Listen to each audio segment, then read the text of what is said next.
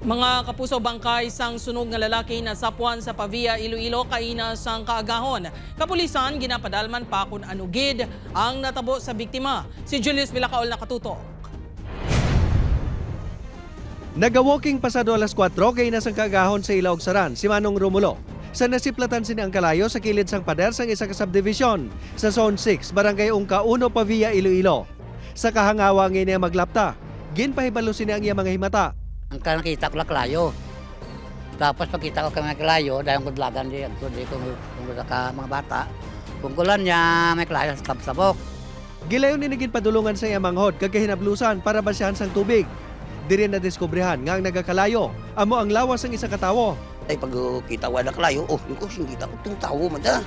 Mga takilin siya sir, puro itom ng lawas siya, di wala naman ko kaukay siya to. Sang ginimbestigaran sang kapulisan, may mga personal nga kagamitan nga na-recover sa lugar.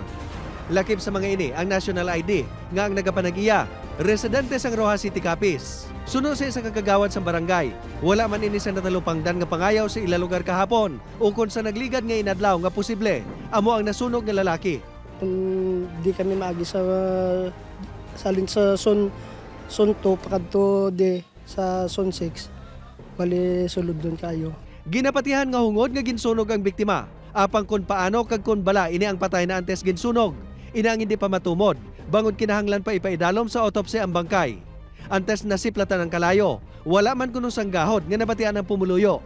Wala pa nagpagawa sang pahayag ang Pavia Police, bangod padayon pa ang investigasyon. Apang base sa source ng news team, may pamilya na nga nagpadulong sa police station kagin kumpirmar nga ang kagamitan nga na-recover ang ginapanagiyahan sang tagiya sang ID. Apang hindi pa makumpirmar kung ini amo ang nasunog nga bangkay. Upod kay Cirilo Rendoque, Julius Villacaol. 1. Western Visayas.